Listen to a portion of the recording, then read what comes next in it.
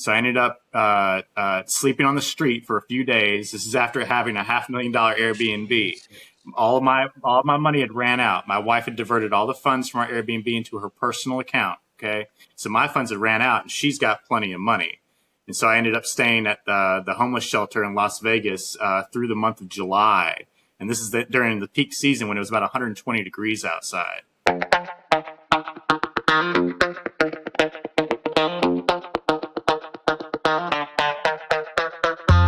Welcome back to another episode of Daddy Issues. Our guest today is going to introduce himself and tell us a little bit about his story. Hello, my name's Lee. I'm from Nevada. I'm no longer there now because of my divorce. It's probably one of the it's one of the more longer drawn out stories that you may have heard, but it certainly encompasses all of the failures, the systemic failures that we're experiencing in our judicial system, which probably extends beyond family law and civil matters, because we can see these systemic failures in news stories and on TV. This is just more or less on the ground zero, this happening in family courts. I was married for 8 years. My wife and I had a son who is now 11. And so we were experiencing a period of marital discord back in February of this past year. And so we decided to, dissolve the marriage, and I got trapped in a silver bullet case. And so, I don't want to play the blame game with what happened in my situation. I try to take responsibility where responsibility is due. But, in all divorce, you end up with two parties who are usually not agreeing on some things. And so in my case, my wife used the silver bullet, as they call it, and I got a temporary protection order issued on me. But in my case, it was a much more complicated matter. Well, sorry, I was going to say, when that happens, were you able to see your child as well, or did you have to fight for that? I was arrested May 1st of 2024, and I have not seen my son face to face since then. Unbelievable. Wow. So we're running these Airbnbs. It's a lot of money. It's a $500,000 Airbnb.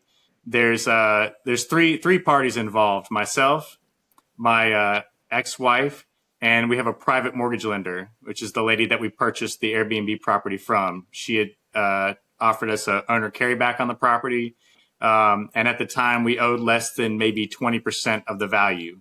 Okay, and so during our period of marital discord, I disclosed to her that we might be going through a divorce. And at that time, she demanded that we pay her in full the amount owed on the property or face a untimely foreclosure. And so I was in disagreement with the whole structure of what was going on. And so I was actually attempting to utilize the courts to mediate these processes and things happening to me, which I think was very reasonable. But unbeknownst to me, I had no idea what to prepare for. I thought that I was going to get some type of relief from going before a judge. Okay, so before that happened, my wife got a protective order issued on me. She was acting aggressive, as some women probably do, and also some men in situations where you're no longer getting your way, right? There's some friction, and someone's not getting their way, and they're used to getting their way. And now when you request mediation, that's when you really see the aggression and the tactics at their peak, that, may be underlying issues in the relationship, but certainly they came out here. And so the issue is that I wanted mediation to dissolve all of our assets and the Airbnb and whatever else was coming. So she used a temporary protective order to basically leverage her way into an advantage during the divorce proceedings. And so I thought I was doing something wise, and I'm in the middle of this, so let's see how it pans out. But I was wearing a body camera for the last 2 months of my marriage at that time, because I was seeing things done to me that I think that needed to be documented.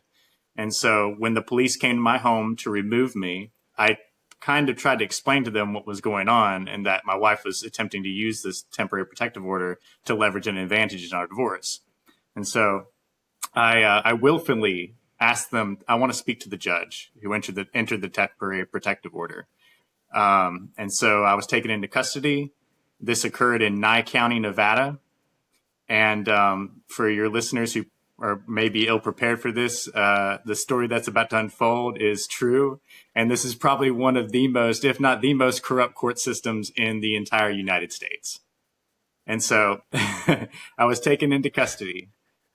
Maybe within 2 hours of being in the detention center, I was taken in front of Justice of the Peace. Her name is Michelle Fior.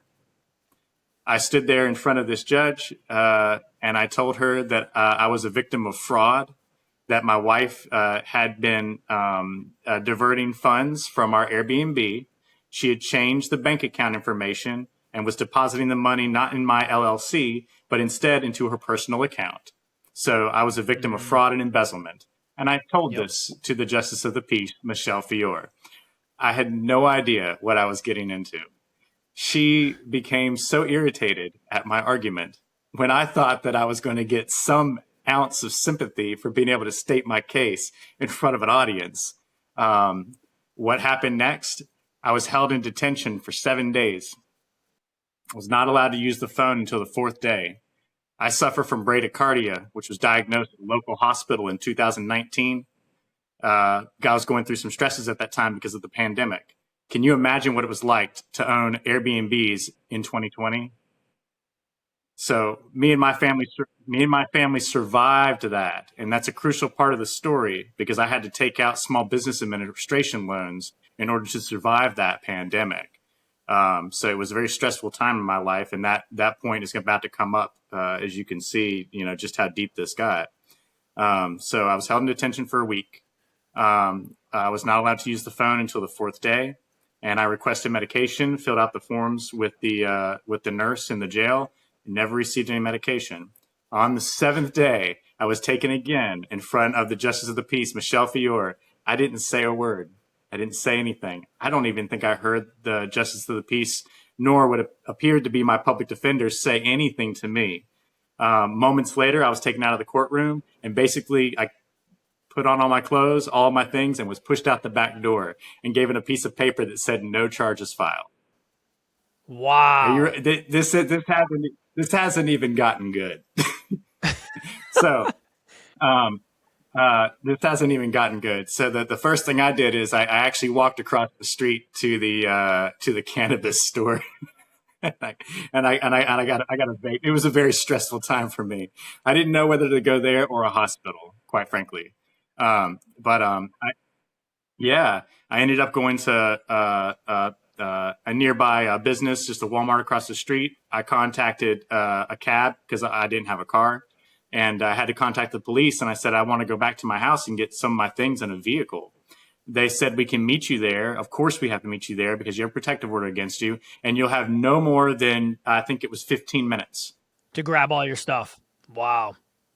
Hey guys, real quick, if you can jump over to patreon.com/daddyissuesofthetruth, help support what we're doing, help support the channel, just so we can get as many dads as we can on the podcast and share their stories, and hopefully it's helping you guys out. That would be huge, man, and I definitely need your support, could use your support, and I hope that what we're doing is helpful to you. So, if you guys could help out, patreon.com/daddyissuesofthetruth, and greatly appreciated, man. Thank you guys. All right, back to the episode. Yep. And this is late at night too. It's dark, and at this time it was kind of cold at night. But this was in May 1st, so in the preceding weeks we're approaching the peak of the summer in Las Vegas. So I go and I get one of my older vehicles. I own multiple vehicles. I left her the good stuff. I'm still trying to be compassionate at this point. That was May 7th. That was the last day that I saw my son face to face, and I gave him a hug and told him goodbye. Oh. All right. So after that, I headed to Las Vegas. I contacted. I was staying in a hotel, and I contacted the sheriff's office.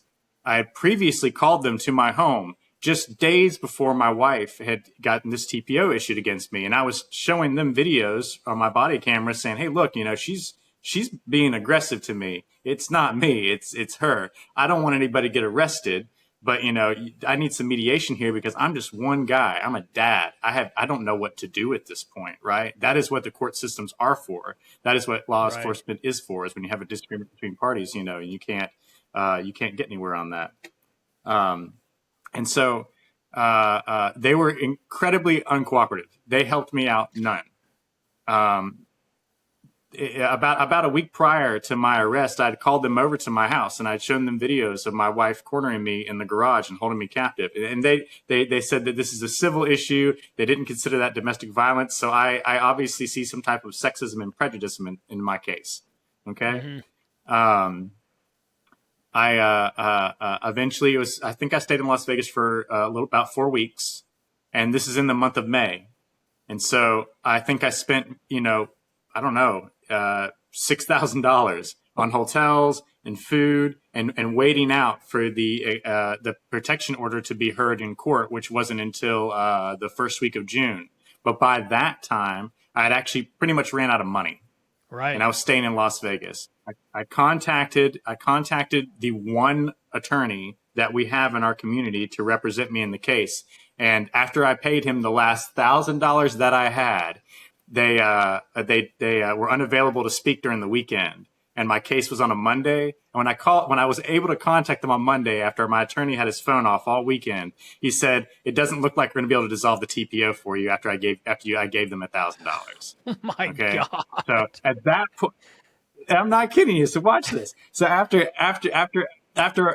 4 weeks of sitting in Las Vegas, I was out of money. I gave these people the last little bit of money I had. I contacted the court and said, I can't make it to the hearing. You're an hour from where I am now. And if I go back to where I live, where it's 110 degrees during the day, and I can't go back to my home, I don't know what I'm going to do. I'm going to have to, I'll be homeless on the street in 110 degree weather in an unfriendly environment at this point. And so I actually ended up going to a homeless shelter. So I ended up sleeping on the street for a few days. This is after having a $500,000 Airbnb. All of my money had ran out. My wife had diverted all the funds from our Airbnb into her personal account. Okay, so my funds had ran out, and she's got plenty of money. And so I ended up staying at the homeless shelter in Las Vegas through the month of July. And this is during the peak season when it was about 120 degrees outside. So it was during this time that I contacted the Attorney General's office in Nevada. And they were basically my confidant through all this, at least an assistant to the Attorney General's office. This is where things start to change for me and start to gain some perspective onto why these things are happening. So after speaking with the Attorney General, they said they had multiple corruption cases against multiple parties and officials within that courtroom, within that courthouse. Wow. And I said, okay, I can see that. I can see that. It was July. It was like the third week of July. I'm sitting in the homeless shelter, and I get a message, or maybe I saw it in passing.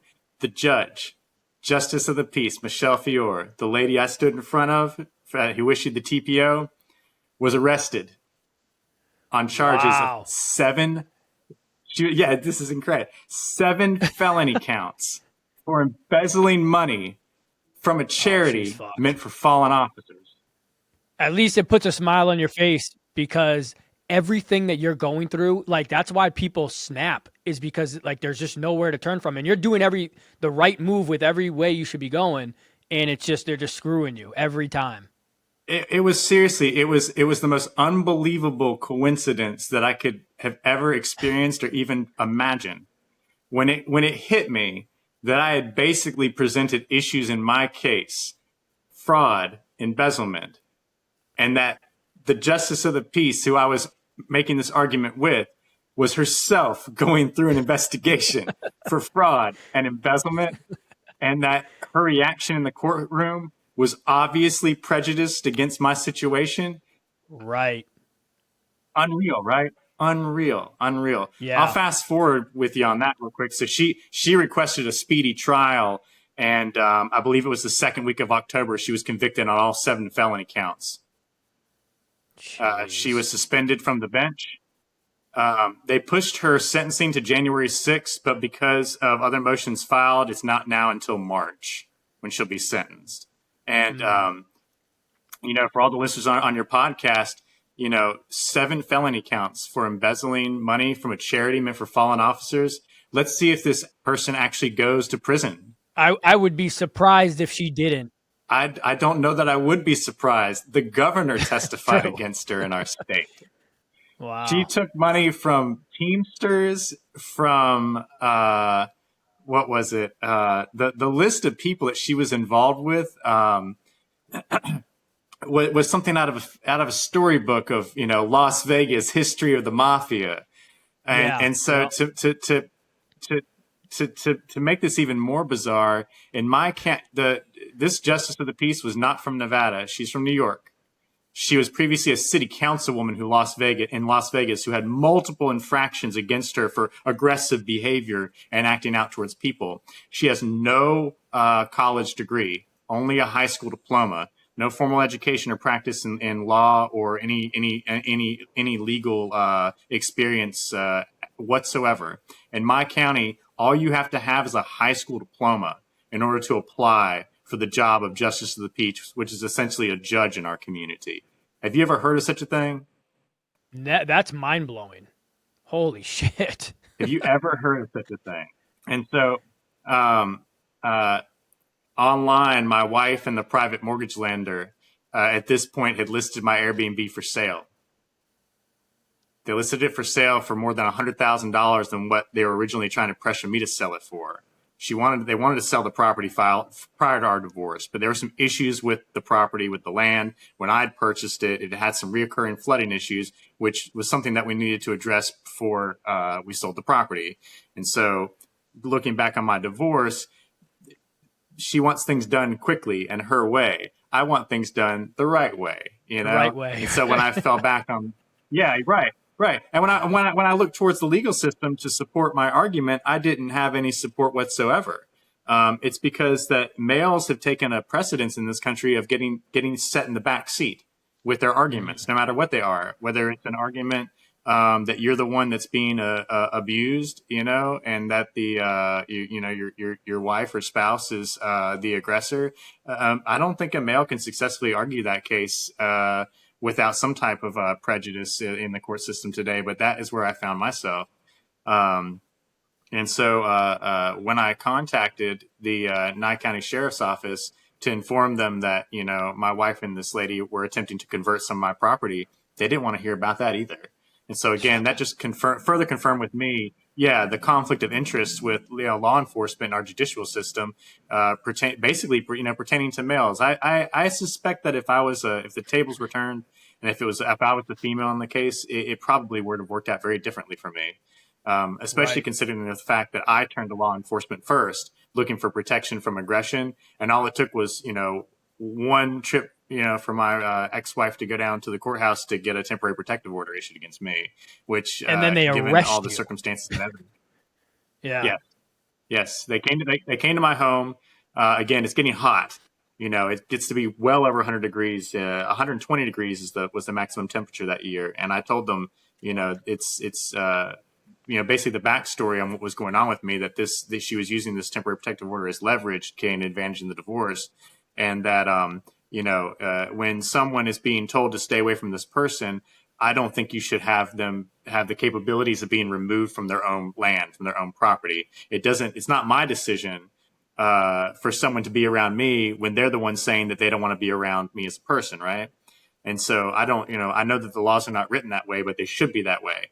If you are asking for protection from someone, you should first be required to stay away from them yourself.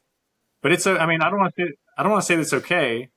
I've definitely learned a lot. I didn't want to be forced to learn the legal system, but now that I've seen these things, and then especially with being online and seeing that this is an obvious problem for so many other Yeah. people, not just myself.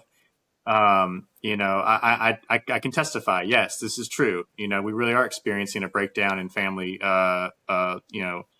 family law and the courts in this country. And I'm sure you've seen it too. Oh people yeah. crying out not only for help, but I mean, I'm pretty sure there are people in these groups who have committed suicide over the past few Yep. months, have gone that way. Yeah. And they're leaving behind their friends, their family, and usually their children. And, it's I know without a doubt in my mind that it is unjust for these individuals to be put in their circumstances where they take their own life, and I can guarantee it's not their fault. Right. Now, did something happen with you and your wife, or were you guys just falling out of love and you guys were just arguing and you figured we're just going to get divorced? Or, like, was there, cheating and she just is so angry at you that she did all these things to you? No, I wouldn't speculate on anything as far as that goes. But as people grow older, their mental health changes, and also their circumstances about their own person.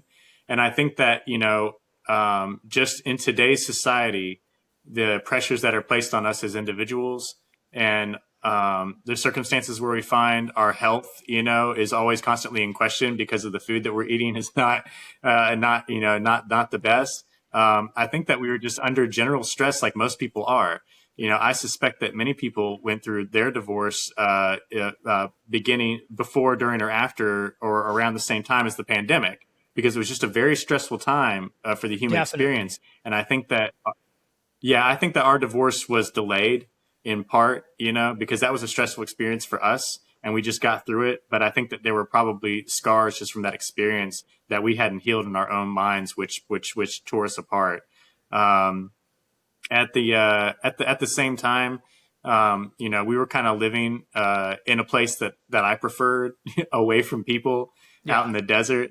And I think that my wife, as a female, was more inclined to live closer to more of a city experience and having more people around her.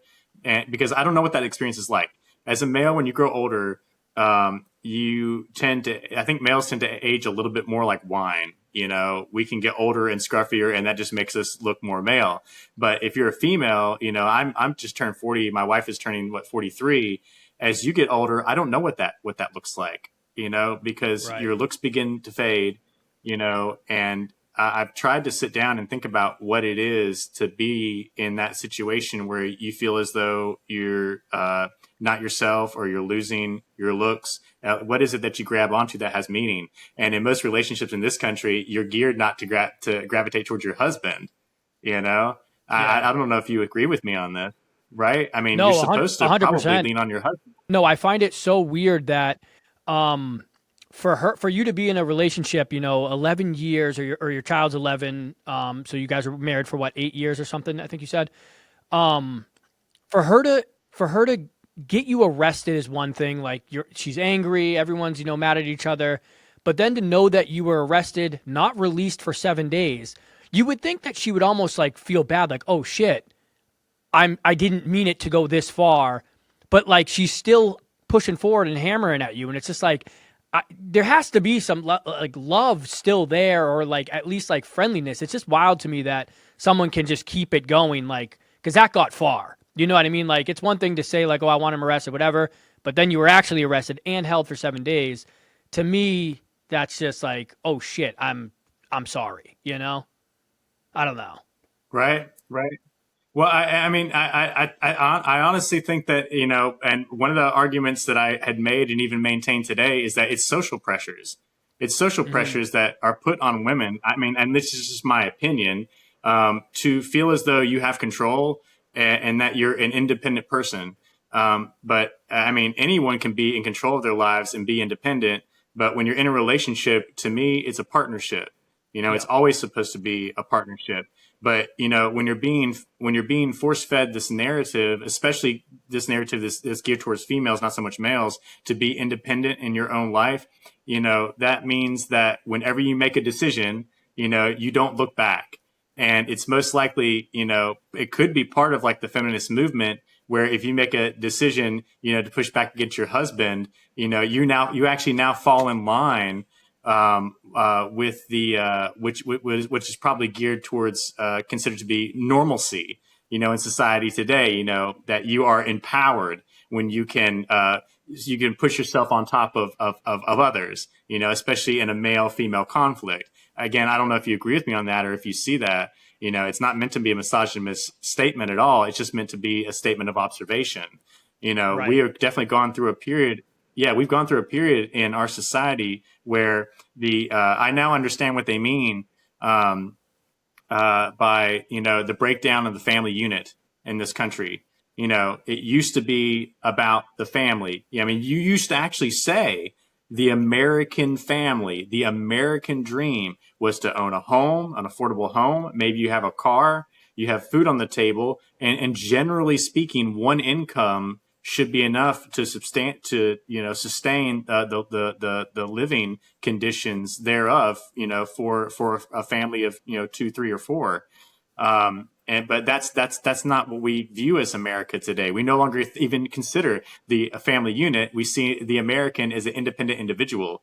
But I don't think fundamentally that is what America is or should stand for. We should always stand for coming together as units of individuals to rise above our circumstances as partners and teams and groups. Of course, I'm talking about family. Yeah. But that's again, like, family values are just simply not something that we talk about. And so here we are in family court, obviously seeing that family values are not being considered. It's more or less, the breakdown of family values into, pick an individual that you can back, in this case, the husband or the wife. And because that's true, and because it seems to me that there is a bias in the courtrooms towards females, you're always going to get this. You're always going to get this repetitive situation where the family courts dissolve the family and support what appears to be the socially weak individual, the female in this case. But of course, that to me right there is prejudice, and Hmm. creates this perpetuating system of the breakdown of family law. Um, I don't know. What are your thoughts on that? I 100% agree. I mean, and you see it now. I mean, with divorce, 50% of families are getting divorced. You don't really have that family unit. Especially with feminism, and I'll say that to me it's just bullshit. I think you should rely on a man as a woman. But again, as a family, you guys are a unit. You guys are a team. It's not you're not better than you're not better than him. He's not better than you. But I think now it's like women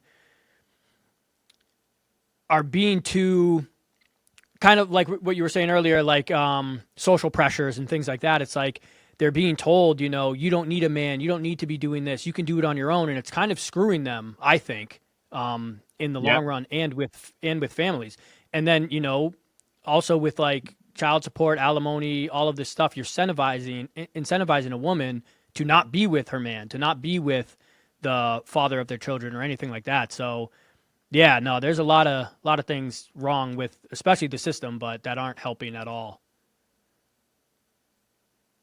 See, I think we're both starting to converge on what actually happened. When I talked about, you're asking me, what happened in the relationship to cause the breakdown. I mean, we're spelling it out right here. You know, Yeah. for someone like me, I'm looking for a relationship that is nothing less than a partnership. Where you elevate two individuals' experiences based on that partnership. Whereas the social narrative for females currently is independence, push back, do your own thing. You see that? And Hmm. so instead of creating a partnership, you're actually creating a perpetual competition within the family unit. And that is how I started to feel towards the end of our relationship, is that we were no longer a partnership. We were in competition. And Right. again, I'll take the blame for anything that I can. Absolutely. Because eventually I do have to get along with my wife and my ex-wife, and co-parent to the best of our abilities. But I would definitely assert that the social pressures that come from being a female and being compelled to push back against your family or partner, and to gain your own, perceptual and psychological independence, was definitely played a significant role in the demise of my relationship. And also, I'm near Las Vegas, and so most of her friends were single women in Las Vegas. So you can only imagine the influence that she was getting from those individuals. Whereas Yes. I kind of wish that she had more friends that were married, because she may have gotten a different influence from them. Yeah, I don't think people understand how important that is because, and especially like when you get into an argument with your wife or vice versa, and she goes off and talks to her friends, you know, single friends or whatever, they're sitting there saying, "Oh, screw him! You can do better. You can do this." Blah blah blah. And then she comes back home, and you guys are like, you know, somewhat on good terms again, and but those things are lingering in her head. So I think that is a Mhm. huge problem that people don't really talk about. You never really hear about that, but I think that's a big one. And for someone who's in that relationship, they don't know. They don't Right. know. You don't know what your partner is always thinking. Yeah, because in that situation, you're no longer a partnership. There's a little bit of a push pull going on between a conflict of ideas. In my case, I was a partner who was in search of a partner, whereas in her mind, most likely it was developing in I am still my own individual. I am strong and independent. These words that you hear, with the feminist movement, but that doesn't support the family narrative. And Right. so you have these two competing narratives going on inside of your mind. You have to eventually pick one. You have to eventually pick one. And if I'm going in Mm, one direction, seeking a partnership and relationship, and they're pushing back in the other direction, seeking independence, it's just never going to work. It's never going to work. Because no parties in this condition will be satisfied, which is exactly what happened. I had to watch this go down with my own two eyes, and there was nothing I can say. There was nothing I can do. It was I was trying to, row a boat upriver because I wasn't the only one who was providing the narrative, to her conditions. It was, other women and single women. And the issue with that is, again, you are the sum of the five people that you hang out with the most. I'm only one guy. So if she has, five single friends and they're telling her how the grass is greener on the other side, yep. essentially, practically speaking, they're trying to equalize her so they have another single friend to go out with. Which no, there's no problem with that in my mind if that's who you want to be. But when you're talking about family values and family narrative, this is where you see things breaking down. No one is out there talking about a female being strong in a family relationship. They're talking about a female being Right. strong as an independent. But I think like with men, we don't really talk about our issues. We kind of bottle them up inside. And like even when I'm arguing with my wife or we have a fight, I don't sit there and cry to any of my friends or call them up and tell them what's happening. I just, deal with it. And women, on the other hand, do the opposite. They kind of, talk to all their friends like we were saying.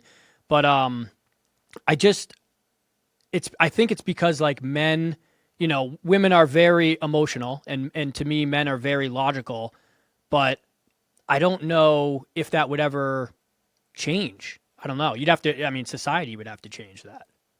Yeah, it also has to do with like social comparison. Whereas I don't think that men are necessarily compelled to compare themselves so much to other men, so long as you can provide for yourself. And if you want to have a relationship, it's mandatory that you have some kind of provisions for that person, to show that you're a sustainable individual and want to support a family. Whereas females don't have Yeah. that. So they're probably under more of an obligation to find some kind of validity through comparison of other friends. And I think that might be true, not in all cases, of course. I mean, some people, Yeah. anybody, man or woman, can be content with being alone by themselves. But this has to do with what are you listening to all day? What are you hearing? What are your if you're guided, if you're already guided, as being someone who is content with being solo, and there's no one telling you that there's anything wrong with that, then you'll stay in that position. But in society today, again, when you turn on social media, it's constantly showing not usually men, but women on vacation, taking pictures at Santorini, going here and going there, and all the social comparison that they're exposed to.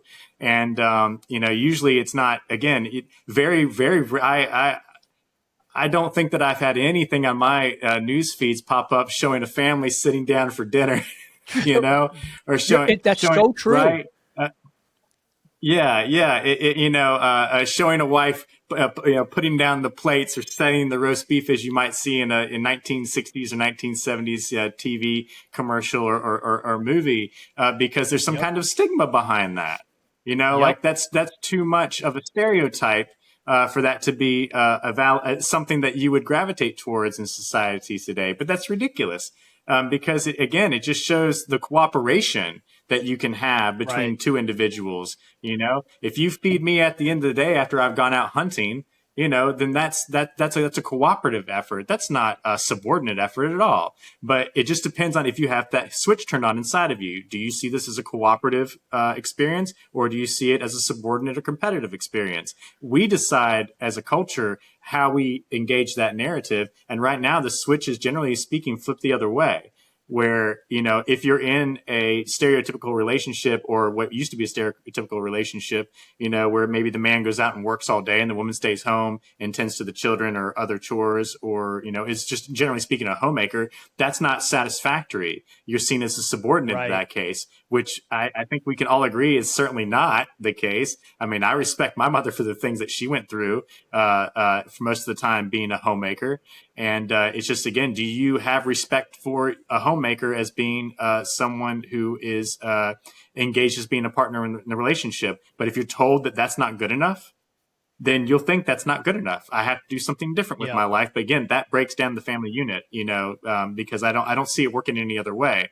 Um, and then, of course, today in society, as the prices of things go up, and as we're forced to kind of demand a higher level of experience, a bigger house, more cars, more things, more items, again, that further deteriorates the success of a family unit, where it's mandatory that now you have two parents working to gain what we consider to be a successful amount of income and provisions. Yeah. Yeah, I see that a lot. Keeping up, trying to keep up with the Joneses, and it's just it That's tears right. people apart, tears the family apart. Yeah. So what's your situation now? Do you have time with your kids or your kid, or are you still fighting for that? How's all that going? You, that was probably the dagger to the heart when we got into the court proceedings, which of course I've having to go through an appeal process right now. It was supposed to be a hearing. The last hearing that we had was supposed to be a hearing to determine the sale of the home. Um, there's a lot to unpack with that. The lady I was telling you about, the third party, the private mortgage lender, actually publicly accused me of insurance fraud Oh wow. on Facebook during a time when I was homeless, because I was trying to get private financing to secure my own funding for the home. So instead of selling the property and splitting the money, why don't I just bring another private lender? I'll keep the business going. The ex-wife takes the money and goes. But no, she was sabotaging that. Wow. Which again, like I'm sure that happens in many different ways when you have relationship breakup, where you have two parties, two individuals trying to leave the relationship with some excess, and leaving the other behind. It's always a disequal distribution of assets, and of course parental privileges, as we see. It just depends on to what extent, right? And Right. under what conditions, and that's what's current in my case. And so moving forward for me is basically trying to close out the sale of the home, and settle out the assets and debts, and reunite with my son. I'm actually getting ready to take classes to pursue a paralegal certification. Only because I've gotten this far with it, I might as well start a new career. I lost my Right. business and everything else with it, right? And I would love to Oh, stay right. involved and support some of these groups. Yeah, I get it. I get it now. I see it, and I don't know that I'm a very strong person, but certainly there's a lot of people who probably would not have even made it this far under the same circumstances and Oh, well, conditions. Um, absolutely. And I think the good thing too is you going through this and you doing this, you have a fire under your ass because of what you went through. So it's not like, I think that's perfect that you're going through that, and I hope you pass, and I hope, great things come from this, because you've been kicked down to the absolute ground, and you are fighting your way back, and now it's, you have a fire that comes with that. So you're more determined than somebody else would be. right, right. And as a father, and anyone who's in this situation, and many guys are who have children, this is what this situation should mean to you. If you find yourself at the bottom of the cup, if you find yourself in a situation where you're in the worst situation that you can ever have imagined, or at the worst situation that you've ever been to in your entire life, you really are doing this for your kids. I'm not kidding you. You're seriously going through this experience for your kid, because you don't know what their future holds. They will end up in situations where they feel as though they are at the bottom of the cup and the worst situations in their lives. And having gone through this, that strengthens me to be able to support them in their time of need. Absolutely. Yeah. Yeah, no. I really appreciate you having me on here. I'm trying to think of, I haven't, seen all the posts online from all the other dads going through this experience.